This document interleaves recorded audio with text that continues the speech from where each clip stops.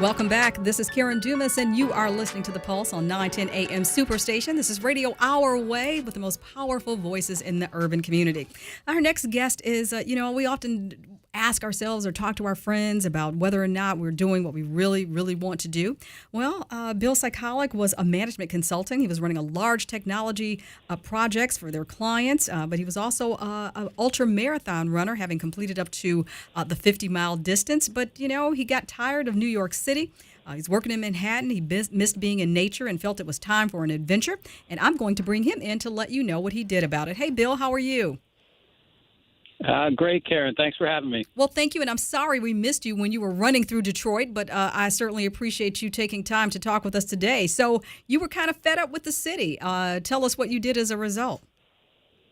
Yeah, New York just wasn't feeding me anymore. I'd been there for 5 years and enjoyed it, have lots of friends, but I missed that connection with nature. And I was trying to figure out what I could do in between my lease ending at the end of May and my goal to move out west.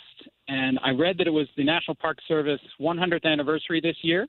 And I thought, well, I could go and visit the parks. And I wanted to do a little bit more than just go and look in the overlooks. So what do? I like to run long distances. And I'm targeting to become the first person to run a marathon in all 59 of the U.S. national parks. Oh, my goodness. It's a great way to see the terrain, yeah. I would imagine. Now, how many states have you gone through all the states thus far? All the parks thus far? Well, no, so far I've gone through 6. Acadia, Shenandoah, Cuyahoga Valley, Isle Royale in wonderful Michigan, Voyagers, and Theodore Roosevelt I just ran yesterday. Oh, my goodness. All right, so tell me, what is that like? I mean, you are giving running away a whole new meaning. Well, I hope not. I'd like to look at it as running towards. So, I left the city because it wasn't what I really wanted, but this is more in tune with my interests and where I want to go forward. So seeing all of these parks is going to get me closer to nature, and hopefully it'll lead to something where I can work in the industry, working with athletes, working with gear manufacturers to develop products in this industry. Wow, that is amazing. So tell me now, this isn't something that it's not an organized event or anything. I mean, but this is something that you package and pattern yourself? Yeah, that's exactly right. The National Park Service does not normally allow commercial events on their property. And if they do, the permits are prohibitively expensive. So this is a self-directed, self-managed, self-measured 26.2 miles in every park. So I usually meet with the rangers ahead of time. I figure out what would be a good route and plan it out on myself and hit it the next morning. And, Bill, you're not being selfish. You're asking other people to join you for every run. Yeah, that's something that I really want to have as a message with this project is that I want people to get out and see the national parks because they're beautiful and see them in a different way. You can drive to the overlook and look out and then continue driving. But getting down into them, doing some running like I'm doing, really makes you get a lot better connected to nature. So of the 6 marathons I've done so far since June 18th, I've had 3 people run the entire distance with me in 3 of the parks. Well, I'm running with you in spirit, Bill. I can't be here with you. I haven't run in many, many years, but that just absolutely sounds amazing. Now, how has this impacted you professionally? Did you pull away from your 9 to 5 totally, or how is that working out? Oh, yeah. No, I saved up a bit because I was planning to take a little time off. So I've quit my job, and I'm doing this running full time. So I'm in my car right now, actually calling you from Hettinger, North Dakota, on my way to Badlands National Park in South Dakota. And I'm just going from park to park. I'm doing some blogging, taking a lot of photos, doing little short videos, and enjoying my time. And so when you get through all the parks, Bill, then what? What's next? Yeah, the goal is to end up living in the Denver area. I have very good friends out there. It's a very outdoors-focused town, and I think it suits me. I have been there before, so that's where I plan to end up.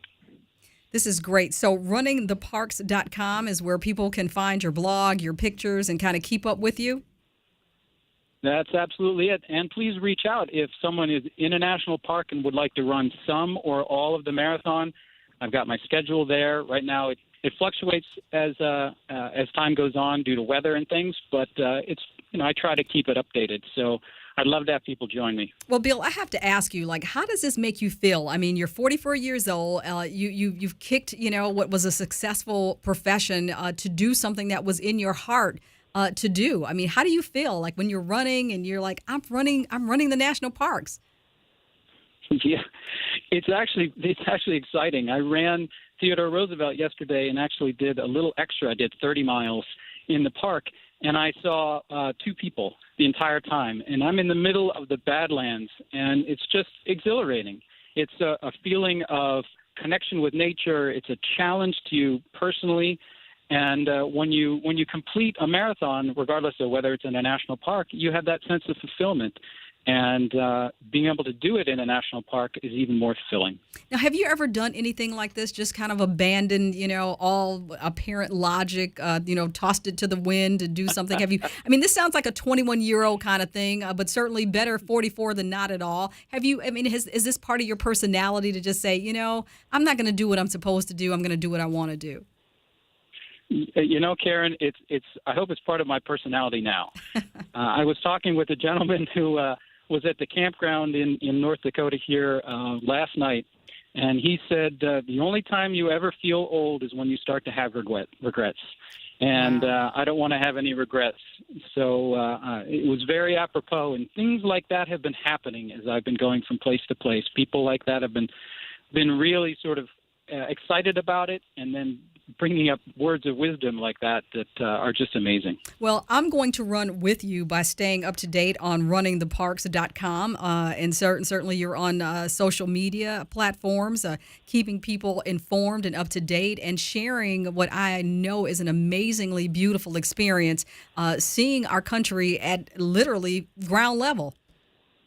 Mm-hmm.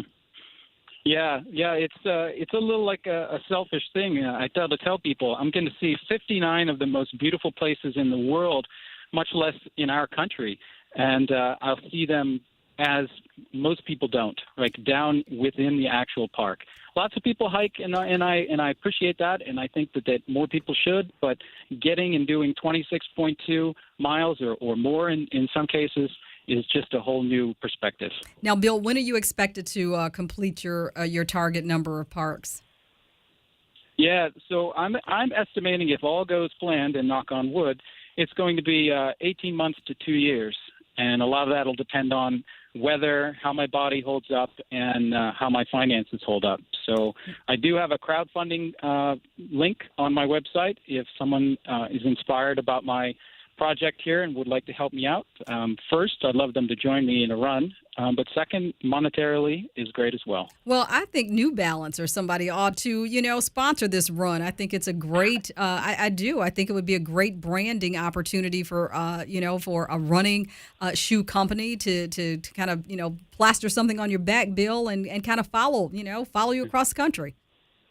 It's so funny that you mentioned New Balance. That's the brand that I run in. See, great minds, Bill. With them, you got it. Well, we may have to check into that too, because I think that would be great. Companies can look at non-traditional opportunities to brand their products and to introduce it not only to existing customers but to new customer bases. I think this would be amazing. So we'll check that out too. But in the meantime, you can follow Bill on runningtheparks.com. Check him out. Wish him well. And I am confident that your body and your finances will certainly hold up. Everybody's going to make sure you get through this, Bill.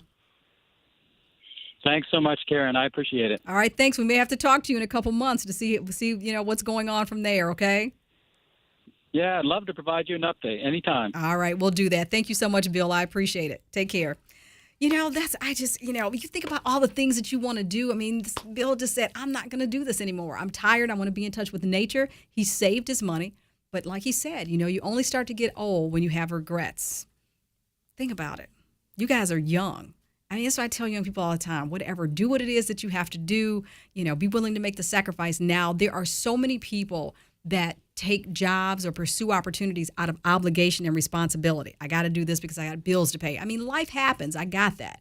But at a certain point, you do just want to kind of throw caution to the wind and just do something. Do something to make you feel good, do something to make you feel better.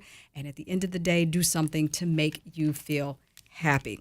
Want to remind you that tomorrow it is where urban policing meets civil rights. 910 AM Superstation presents. It's live on Redline, broadcasting from the Detroit Golf Club. That is from 12 noon to 2 p.m.